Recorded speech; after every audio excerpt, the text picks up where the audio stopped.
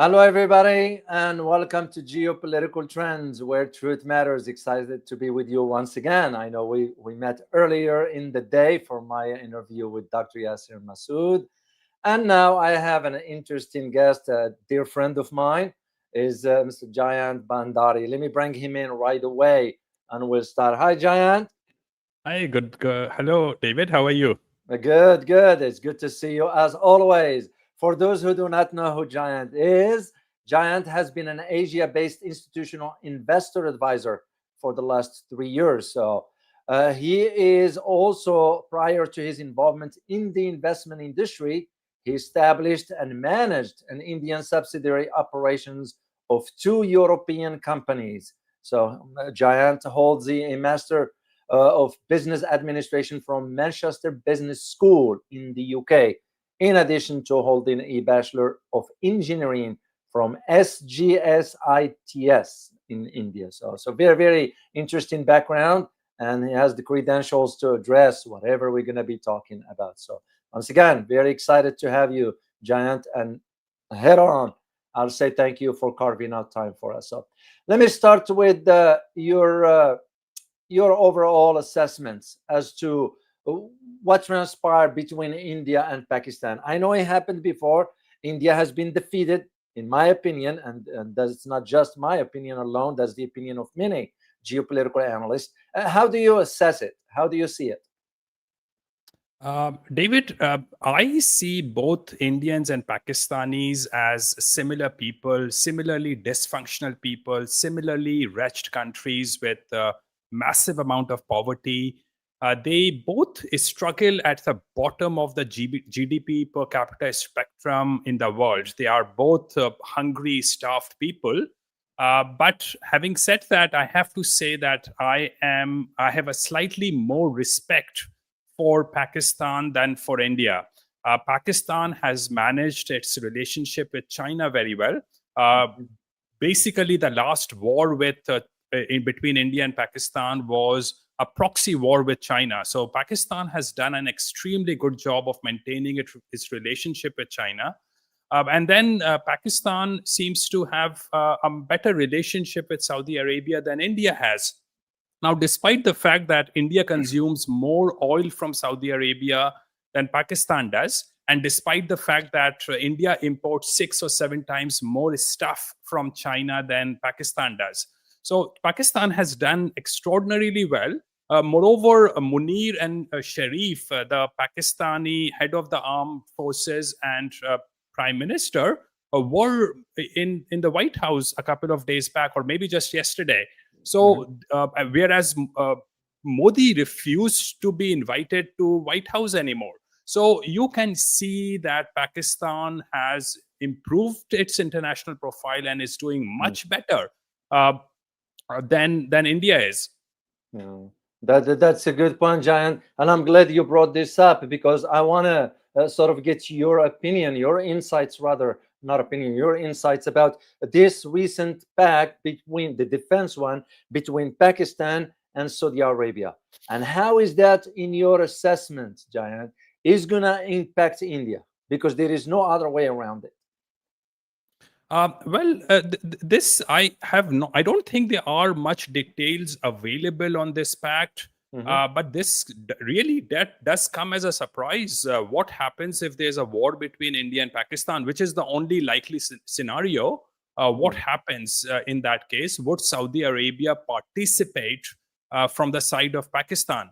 Uh, because India actually has no jurisdictional quarrels with Saudi Arabia, and Saudi Arabia would get dragged into it if Saudi Arabia actually has a full pact with Pakistan.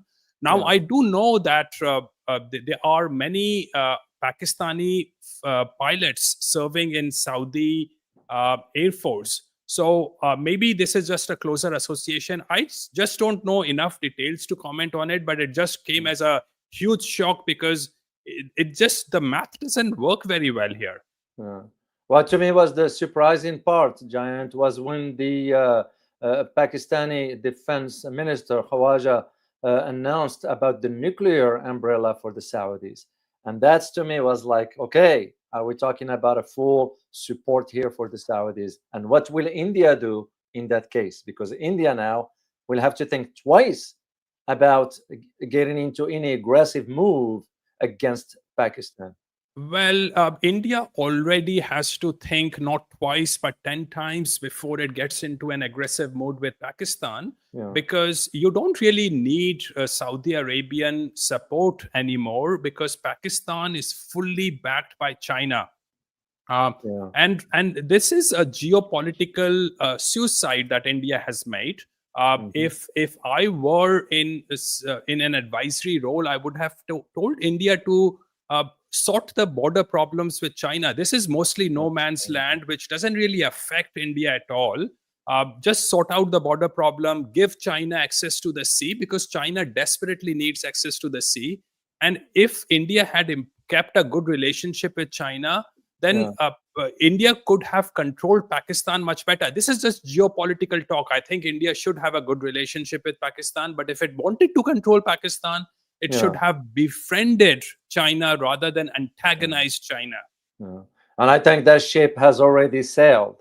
You know, there are those who were saying, Jayant, that during the SCO, I was in China, and even some inside China are saying, what is China? What is India dreaming of? What is India thinking about?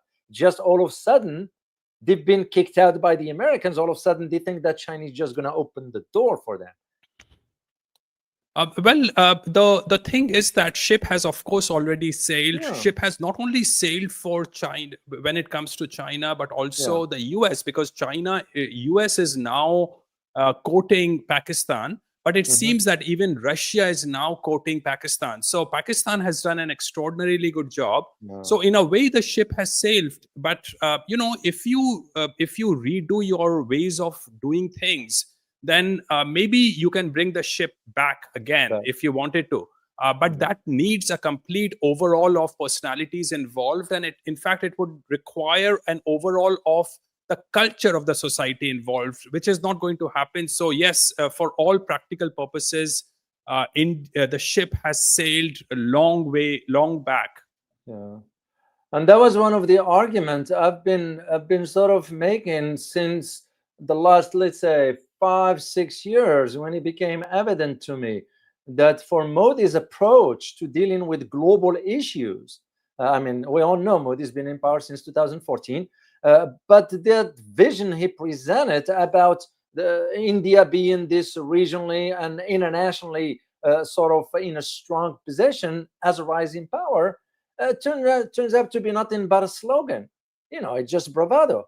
Because to me, he didn't realize, and correct me if I'm wrong, Jayant, he didn't rely on a strategic policy. He didn't rely on a comprehensive sort of approach. Rather, he relied on an active religious nationalist discourse. And that's not going to cut it on the global stage. What say you to that? Well, Modi has no interest in the global stage. He travels around the world. When he arrives, he likes to have these booby girls present a dance in front of him. Very cringy, very embarrassing to me. Even I feel secondhand cringe when I watch that. But Modi has no interest in how he is perceived internationally. You can see that he was almost forcing his hand on Xi Jinping when he was trying to hold Xi Jinping's hand. Now, if I were in his shoes, I would have refused to do that, because remember, just 4 or 5 years back, China brutally killed many soldiers on the Indian side. So there has to be a distance maintained just out of the fact that your armed people were so brutally killed by China. Now, Modi has no international vision, no strategy. Everything does is demagoguery. There are elections coming in a month or 6 weeks in the state of Bihar, which are very crucial for the BJP. So his focus is always on elections, nothing else. It's for internal demagoguery. What happens internationally, whether you laugh at India or not, whether you chain Indians and send them back to India or not, none of those things really matter to Modi. The only thing matter is winning the next election. It's a pathological obsession with winning election and staying in power. Yeah. Wow. Yeah. This leads me to sort of move into the really the theme of this discussions we are having, and this one has to do with the recent. I'm sure you are aware of it, Jayant, for the recent announcements by Modi about India becoming a global hub when it comes down to chip production. Right. Literally, I mean, when I look at the, and again, by the way, the community, we're not pointing fingers here at India, whatever. We're just presenting the facts as they are.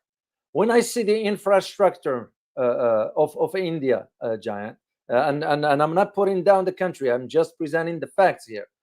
And for a country that is claiming to want to have or become a global hub for chip production, I'm left to wonder, where is the infrastructure for that?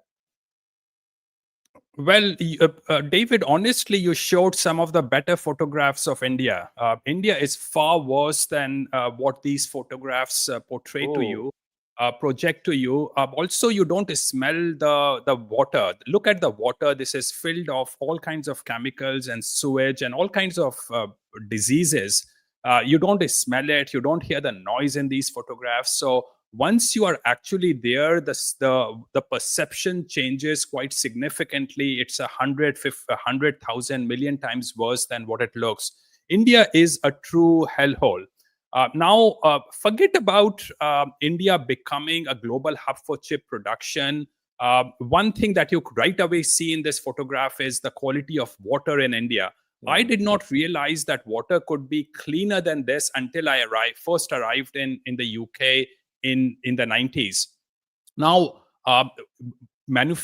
fabricating chips, wafers require for chip production requires a massive amount of water. So just by that yardstick, India fails the test of doing chip production, and it requires ultra pure water, which cannot be extracted from the water India currently has. My guess is, and I don't know for sure, that India has to probably import water for its chip production that it anticipates doing. Now, India imports 100% of its chips from for its requirements, for everything, for analog electrical usages, which is old technology, and certainly for the high technology CPU microprocessor usages. So India imports virtually everything. Now, you did see a chip in the hands of Modi a few days back, which was promoted to Indians as something of a big achievement. Now, that is actually a 32-bit chip, which is really 180 nanometer chip. Now, put it very simply, that is the technology of the 1990s, not of the 1920 of the current date. So that is a 35-year-old technology. But hey, what is the big achievement there, David? The machines are all imported. The wafers are imported by India. So everything is imported. These are automatic machines which run on their own. So what is the big deal of what India is doing? So now I am all for the fact that India must have its chip manufacturing. Although people should also remember that not chips, there's a whole range of chips. This is not like chips means there's some generic product. The chips that India manufactured, which was in the hands of Modi, was 180 nanometer chips, which is actually a commodity today. That's a high cost, low margin product. And there's nothing big deal about it. I completely agree that India should have a strategic production of its own in India. But that said, it is not going to make it a global hub, because to become a global hub, you have to be cost competitive. You have to make economic sense. This will actually have a negative contribution to the Indian economy, whatever it's going to produce. And as I said, 100% of the chips are imported by India today. So this is for now all projections in the future. And Indians really, this is, David, you must realize Indians cannot differentiate between an illusion and a fantasy and the reality. And I'm talking about even the educated ones. They think that they are all interchangeable. As a result, Modi can do demagoguery based on what he might do. As it stands today, India imports 100% of its chip requirement, even for old technology purposes, which is Mm. transformers or dishwashers, although dishwashers come from China anyway. But even for maintenance of those products, the chips get imported, 100% of those. Yeah. Yeah, I was kind of, when I saw that picture you are talking about. Unfortunately, I didn't think about keeping it to share it with the community. And I read the article, and to me it was like, how delusional is Modi. Given that he No, should, whomever is advising him should understand that for the semiconductor ecosystem, India does not have the necessary infrastructure for something like that. So for him to say we're gonna be the global hub by the end of 2025, I'm left to just shaking my head. well, by the end of 2020s, in the next 5 years, the very, very, very best India can hope for is to Yeah, start producing for a very minor part of its yeah, internal requirements for old technology chips, which is 180 nanometer chips. So that is the best India can expect, which means that India will still be behind Malaysia and Vietnam in 5 years' time, even if it puts in everything. But yeah. David, always remember that India was doing bullet train setting up Hmm. bullet trains 15, 20 years back. It is still 5 years into the future. Everything always is 5 into the future. And you should understand why everything is 5 years into the future, because Yeah, the next election cycle will have come by then. So yeah. they can do all this. This is all demagoguery, David. It makes no sense. Yeah, that's what I'm afraid of. And I was talking to some people, and I get the word that, nothing confirmed, that there are start to be some voices inside India about really what did Modi delivered for since 2014. What about these empty promises? Is it time for him to leave? And those are voices that started to, I don't know if this is across the entire nation, or is it just in a certain parts of the country. So what do you think, Well, Jayant? that voice has certainly emerged in India. Yeah, Modi has not only made no contribution over the last 10 years. yeah, Modi has destroyed whatever was left of the institutions. Let me tell you a couple of things. There were still a few checks and balances between judiciary, police, executive, and the politicians until about 10 years back.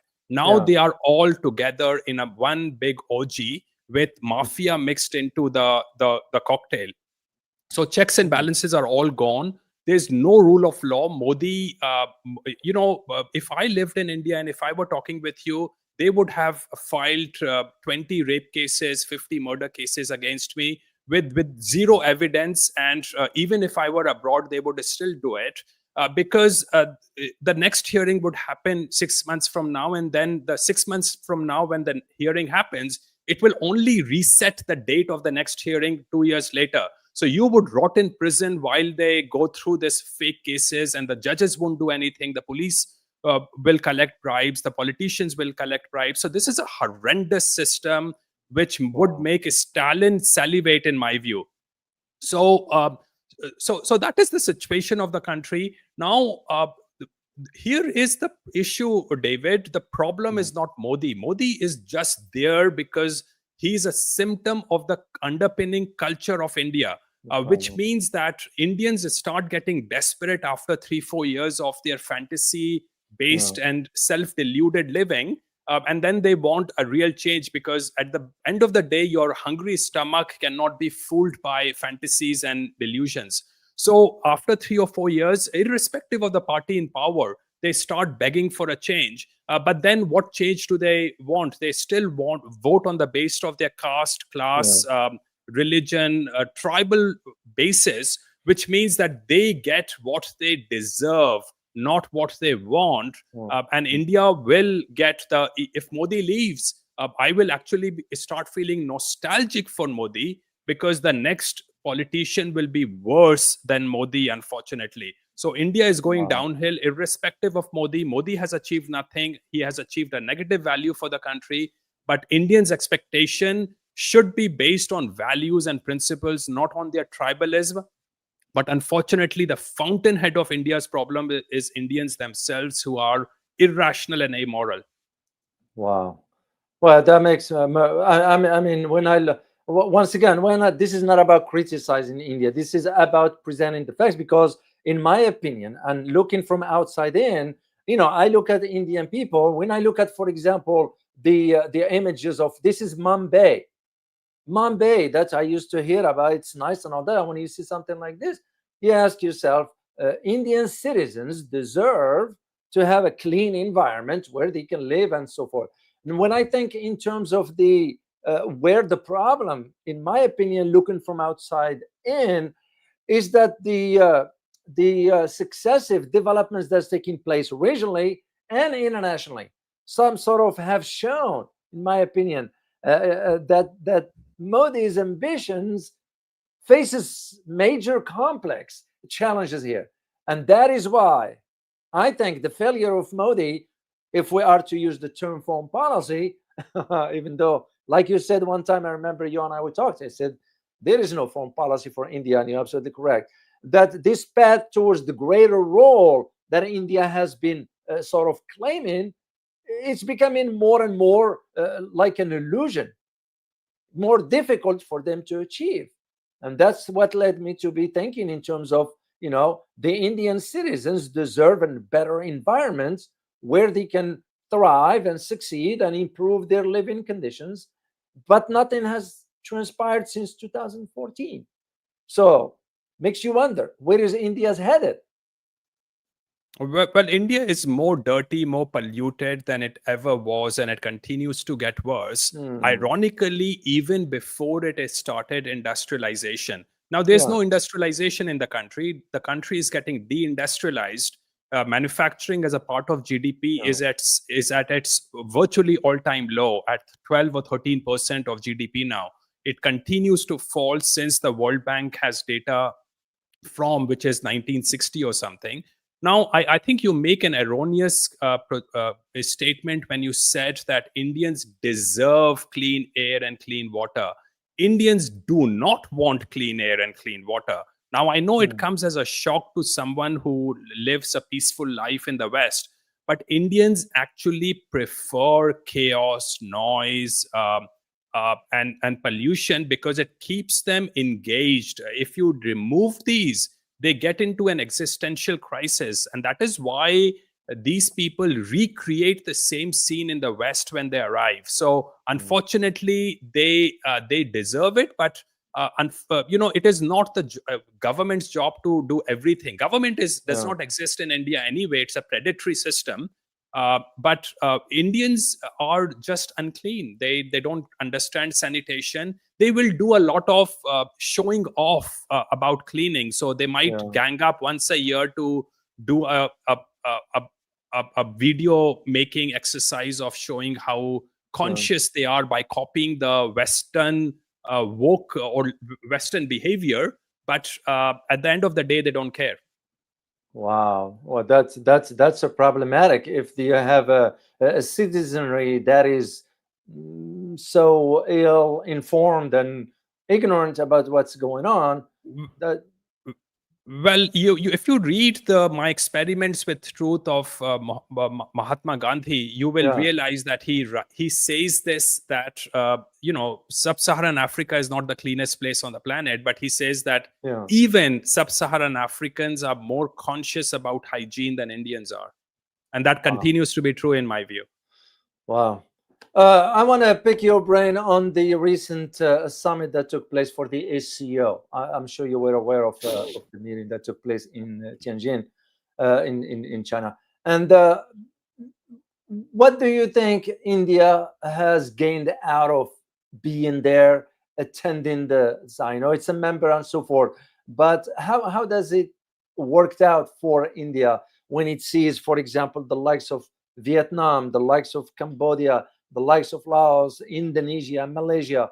Most of the other countries are moving into the different direction, even before I found out, even Singapore has moved now into the production of chips in both the United States and China.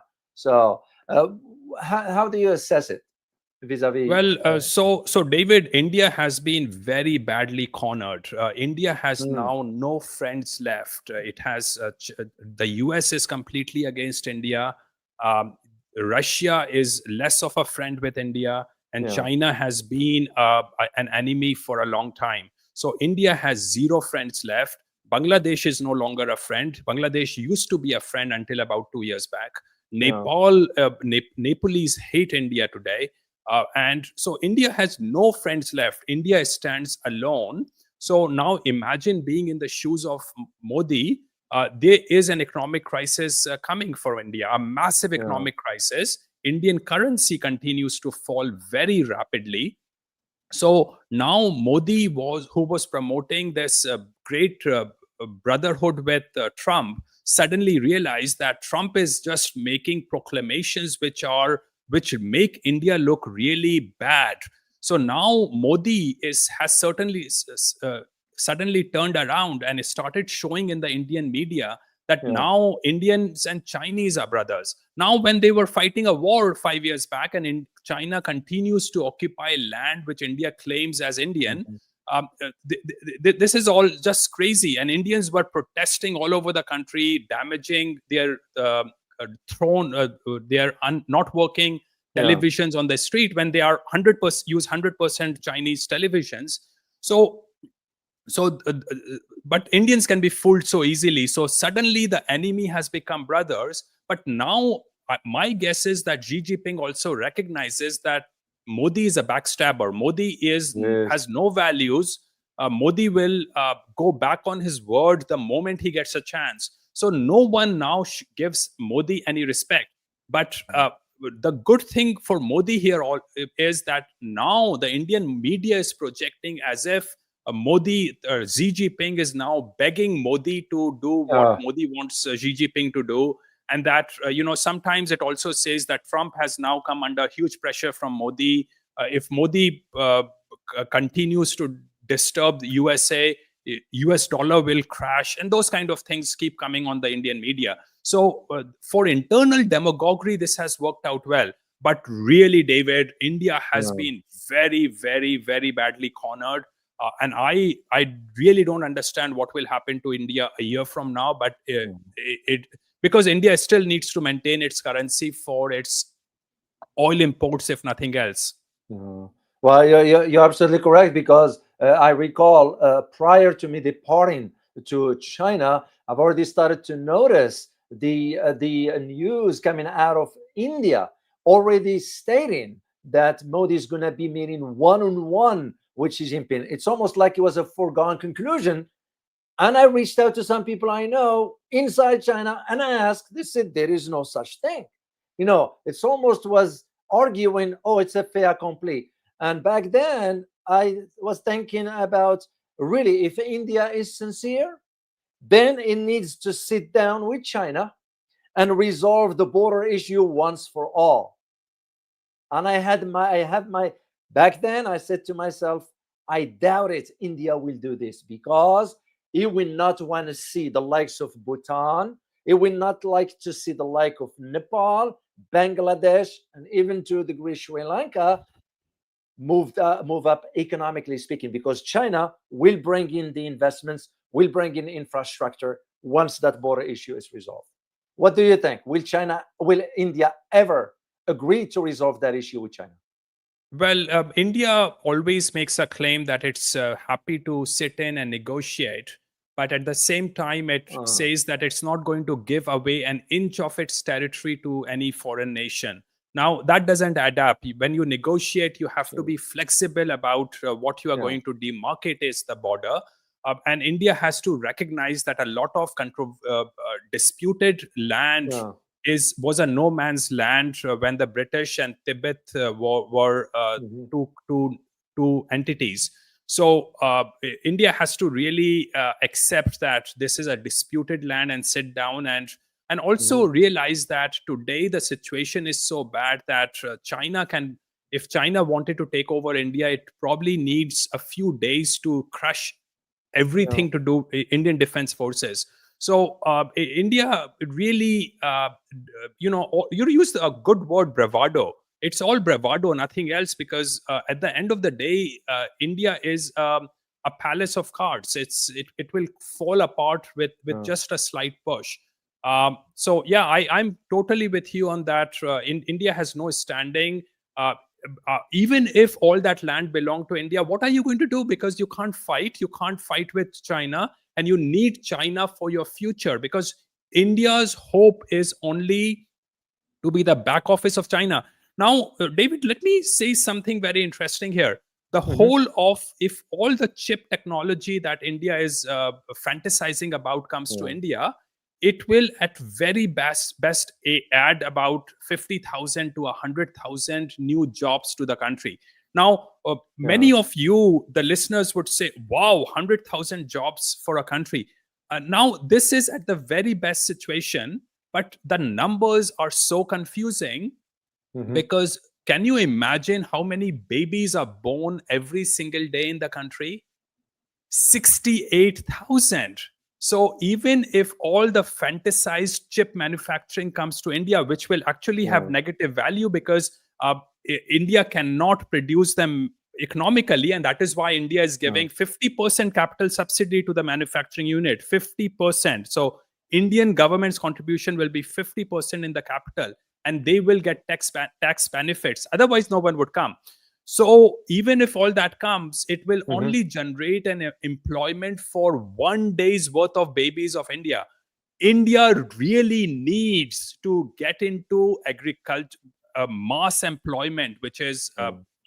basic labor, basic agricultural and agricultural associated industry, to bring in jobs for hundreds of millions, Yeah. literally hundreds of millions.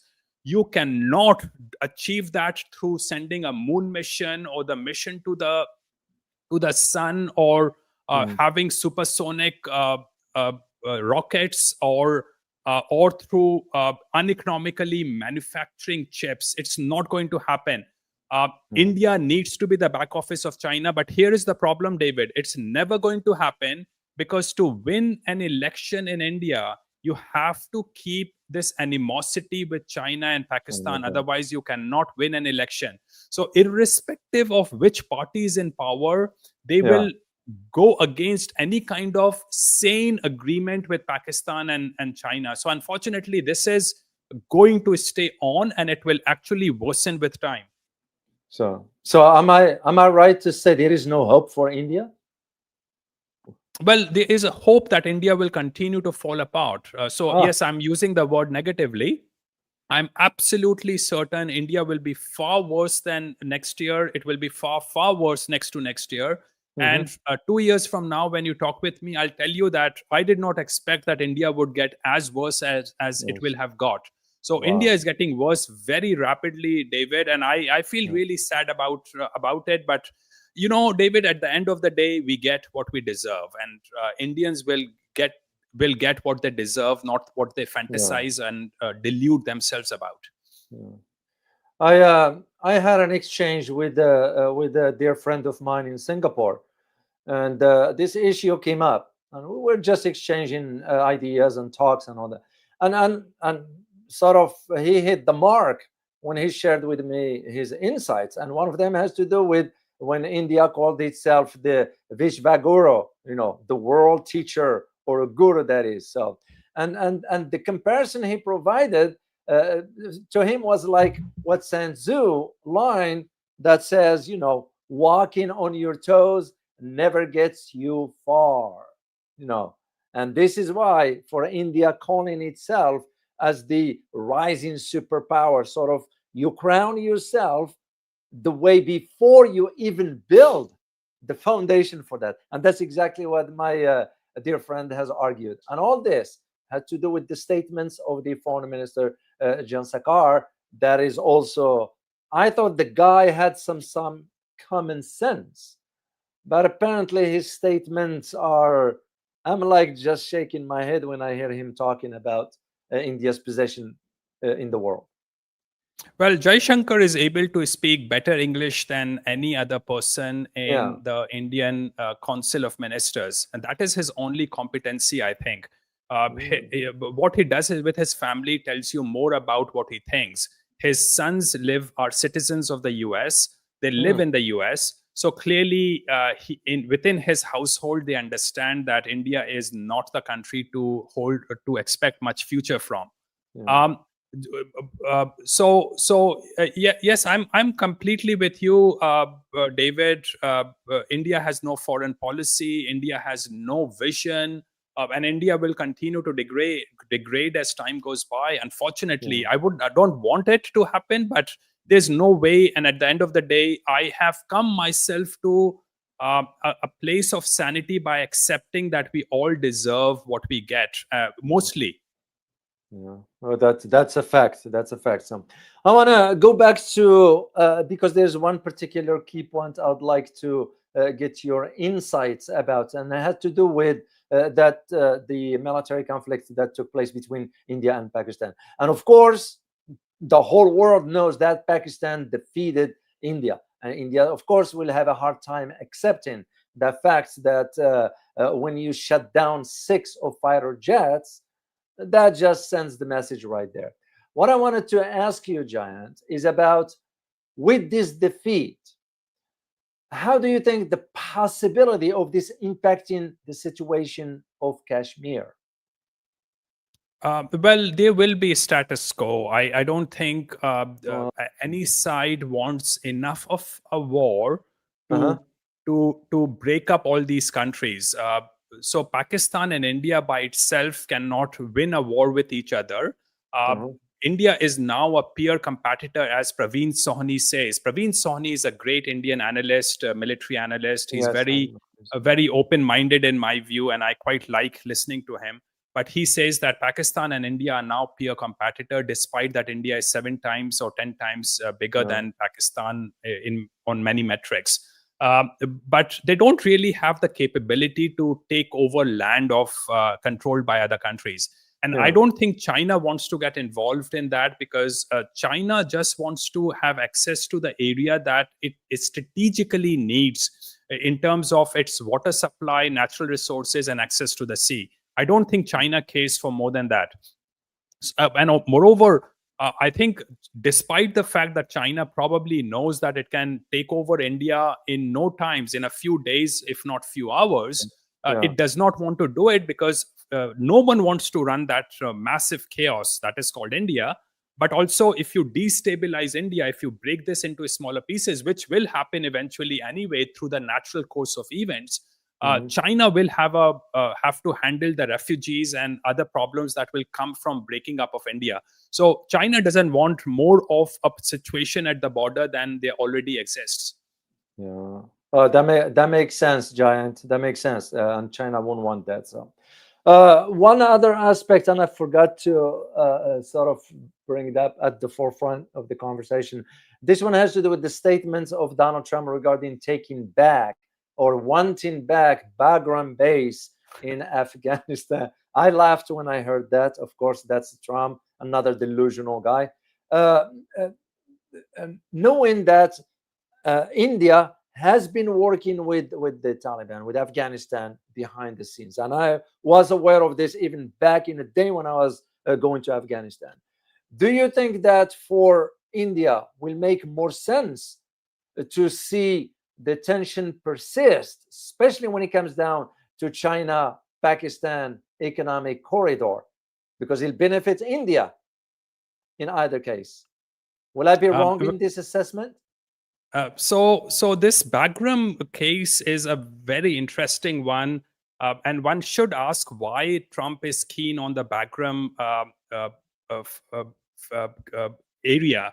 Hmm. And my guess is that Modi very likely backstabbed Trump in terms of their Quad agreements or Quad back office discussion, in which Trump probably wanted access to Indian airfields for Mm, for dealing with China. So India, because it did not go through its agreement, because India is a spineless. India is truly a spineless country. It wants to does not want to pick up any kind of fight with anyone. I think India should belong to, it should state its principles very clearly. It does not.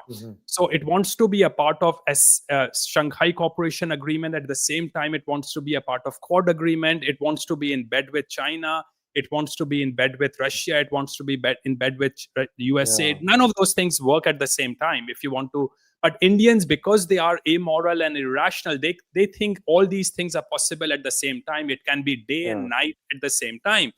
Now, Bagram facility, I think Trump wants, because Trump is pissed off with India that India does not provide access to its airfield for American usages. Now,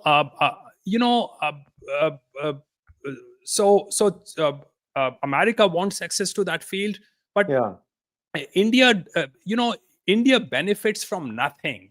You remember during COVID, there was so much talk about manufacturing moving from China to India. And I think I had conversations with you a few times those days when I clearly said this was never going to happen. This is all smoke and mirrors. None of these things is going to work out in practice, or at least in other forums I said the same thing. But this is all illusions. India never benefits from anything because it is never prepared. Luck knocks your door when you're prepared for luck to enter your door. India is never prepared, and all it does is fantasize and lives in illusionary cases, illusionary situations. So no, India will not benefit from any of these things.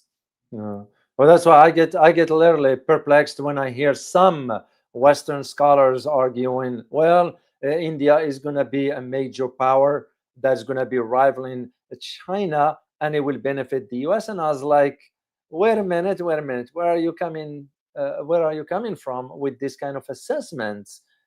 Just because of what's been stated through the media inside New Delhi, pushing narrative that has no basis in reality. Yeah, this is so stupid, really. I mean, this is childish. This is puerile. This is just brain dead in my view. And this is such naive people who should not hold the positions they hold. They have never really walked the street in India. They fly in business class, they stay in 5-star hotels in Mumbai or Delhi, and that is all they understand about the country. When they spend in one day what is more than what is the per capita GDP of the country. India, in virtually every metric you can look at, compare human development, education, life expectancy, GDP per capita, and compare it with sub-Saharan Africa, and India mostly turns out worse. There's more malnutrition in India than there is in sub-Saharan Africa. Just because you are a larger country with a larger population, and just because a few drops of oil that every starving wretched Indian consumes, when you multiply it by 1.5 billion, it becomes a huge quantity, does not mean India has any standing in the world. It is still one of the poorest country in the world, and there's no higher order factor which tells you that India can become the next China. India actually, I believed in it that 30 years back, if you had asked me the same question, I would have said that forget China. China will always be behind India, because 30 years back, Indians spoke better English. There were more English-speaking people. India was a democracy. India was better perceived by the West than China was. So India had all the ammunition 30 years back to be better than China. If India could not become better than China in 30 years, in fact, China became far, far, far, far better than India. You have to understand why that didn't work out, why your initial projection didn't work out. And then if it didn't work out, what makes you think it will work out in the future? So these naive Western scholars are also similarly delusionary. They are basing their analysis on something they don't really have a handle on. Yeah, that's why I don't understand the Jayant. Literally, I don't understand these statements coming out of New Delhi regarding India's capability of becoming a global hub for this microchip production by the end of the year. We're looking at about what is it? Few more months, like 6, 7, 8 months, Well, again, or David, you 3. have to people have to realize that even if you become a manufacturing hub, you have to import all the All the machines. machines. All these are imported machines. The Yeah. wafers, the silicon wafers, the semiconductor wafers are have to be imported, because that is another level of technology that India does not have, and this Yeah. technology goes out of shape very rapidly. India today, at the very best, 5 years from now, will be producing 180 nano meter chips, Yeah. when that current technology is at 2 nano chips. So India is going to be producing 1990 level kind of Yeah. technology, but using all imported equipment. Anyone can, if you throw in money at a dead elephant, it will come alive.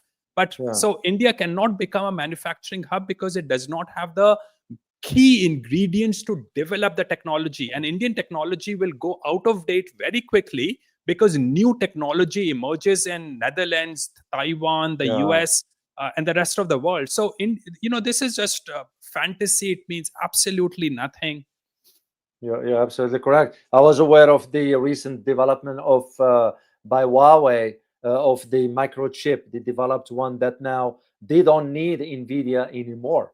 That just tells me how rapid these developments of the microchip industry is, and apparently with China having the infrastructure for something like this, there is no comparison for where India is coming from regarding this. So I want to ask you one last question before I let you go, Giants, and this one has to do with the idea. This is more on a bigger picture, on a larger geopolitical security aspects of it. With the United States strategy of now pushing on encircling China, because that was the whole objective of it. Because we're gonna be reactivating an old base in Philippines, is Subic Bay. That's an old base that was back in the 70s. It's gonna be reactivated. My question to you, Giant, do you foresee, because India is part of Quad, do you think India will be pushed into playing a role in that encirclement, even behind the scenes? Well, India is such a sheepish, spineless Mm, country that there's no role that it can have. When you think about yeah, Indian officers, politicians sitting in an international meeting, and I think that's how Xi Jinping and Trump perceive India. You yeah, see, jellyfish, something slimy sitting there, which has no spine, because they don't really have a point of view that they can yeah. honor or stick to. So Mhm. no, India unfortunately neither belongs to an Indian US camp nor to Chinese camp. Neither can India be smart enough as Singapore is to stay sort of independent of the two countries, which is what Yeah, Singapore does it fabulously well. It it does. manages an extremely good relationship with the US and China at the same time, and it probably hosts armed vehicles of both the countries at the same Hmm. time. It's just mind-boggling how sane and rational Singapore can be. I Yeah, think India can carve out a similar situation when it says that, hey, my requirement need to have a good relationship with China, but I still want to be very nice to the US, because US is a lovely, wonderful country. In fact, China is a lovely, wonderful country, and I think David, I just published on Lou Rockwell a big, long article on China, hmm, and I explained in that article where I put China in the spectrum of international affairs. I think Americans are extremely generous and compassionate people. They want China to do well, and I think a lot of progress that China has achieved is because of American contribution. But at the contribution. same time, American bureaucrats have this Yeah, competitive approach, and American bureaucrats and media yeah, propagandize Americans into thinking that China is this evil power. Now, China is yeah, no more of an evil power than 99% of the world is. China is actually a very sane country. You have recently been in China. I was just in China. I'm going back to China next week. I feel extremely free and safe in China. Now, China is not a perfect country, but do you need to encircle a country which has actually, which is probably the most peaceful country of its size in the world? I mean, imagine uh, that China did not even take over Macau when Macau was offered by That's Portugal true. to be returned back to China. China said, no, sit on it. It went through a negotiating process with the UK to take back Hong Kong, when Yeah. China actually could have just said, hey, we are not negotiating. It was leased property. We just want it back when 99 years were up. So China is a very sane, rule of the law country. I think Western governments should be pressurized by their people to look at Yeah. China in a better light. But better is still, I think more Westerners should visit China to understand for themselves how good that place is. Yeah. Well, I agree with you, Giant. I was just there. The last thing I ever thought about or worried about is safety. I didn't have to worry about that. And I went out in the different times of the day, sometimes late, sometimes even 2 o'clock in the morning. No issues whatsoever. And what also what surprised me the most was, man, the infrastructure. The infrastructure. I took a high-speed train between Beijing and Shanghai. It took me for 4 hours. I was in Beijing from Shanghai. Incredible, incredible. When you see this rail system that exists within China, and you see why people are so happy, because they are happy. They don't have to worry about how I'm gonna get there, and it's affordable. I look at even the technology aspects of it. I went to DJI store just to see the prices and all. Half of what it costs here. So, and this is again And and where, and and the railway stations are better than the best airports you can imagine. oh, The they are. railway stations are so clean, nice, and you can get all kinds of food at a reasonably good price, and fresh food, not fried, No, rotten, stale food. you're absolutely correct. And I watched this one here. Just to go back to that last point you mentioned about most Westerners needs to visit, and I agree with you. I look at just the recent U.S. Congress delegation that went to China. And they went to China against the wishes of Donald Trump. And it tells me the story right there as to how much we need to cooperate with China instead of antagonizing them. So, and that's to me the point is you wish India could learn from such an approach.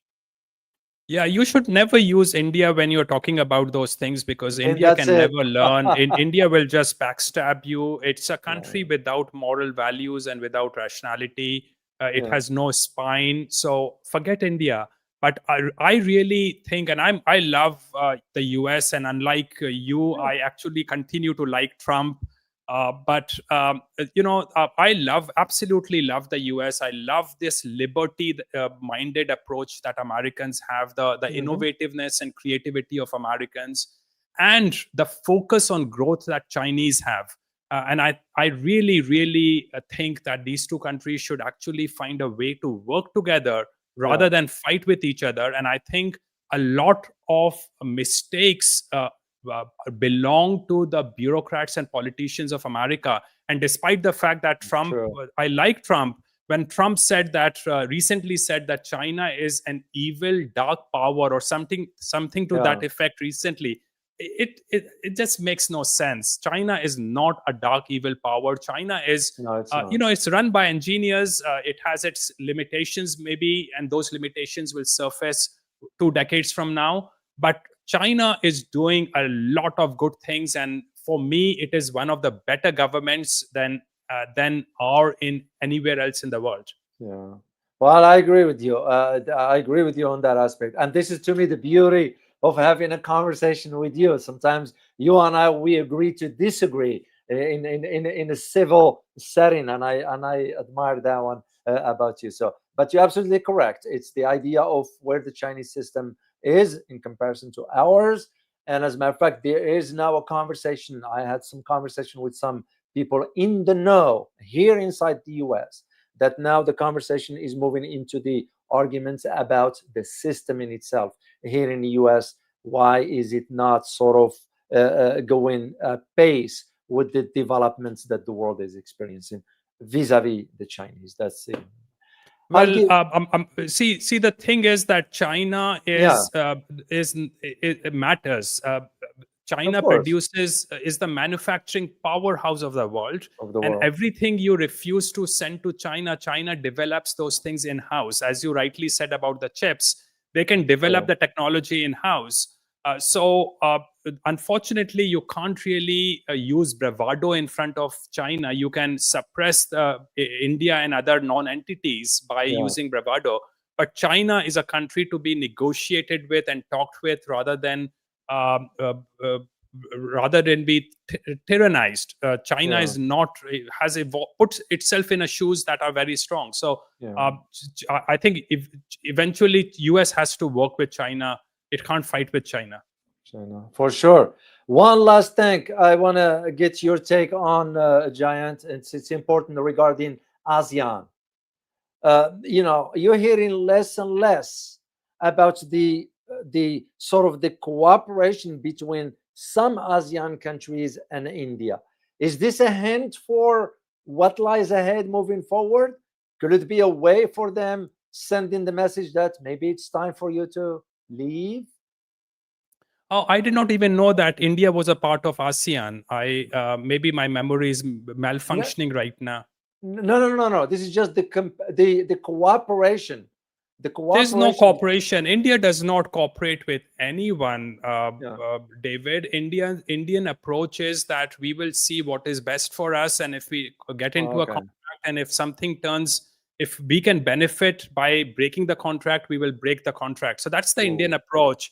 So unfortunately, at the end of the day, the only reason I think Singapore quotes India, Dubai quotes India, quotes means having a relationship with India and says nice things about India is because a lot of Indian money escapes to Singapore and Dubai. Some of the countries make a public show of being nice to India, but no one really trusts and likes India at the end of the day. So no, there's no cooperation ever with India. India refuses to be a part of any organization, and it calls itself euphemistically non-aligned country. Stay non-aligned. Singapore is non-aligned. Just be friends and work with other people properly. India can't even work with other people properly. Wow. What a fascinating conversation, Jayant. Thank you so much for sharing your insights. I'm going to put the link for you for the community for Jayant's website. Make sure you take a look at it. Jayant, I saw some interviews Jayant have on his blog there. Very, very interesting guests he had and very interesting topics that you will learn from a lot. So on behalf of the entire community, Jayant, I want to say thank you once again for carving out time for us. You are a dear friend, and I always learn from you, man. When you come here, I always come out with something. So I want to thank you for that. Thank you for the opportunity, David. My pleasure. So you take care, and I'll see you next time. Cheers. Thanks a lot.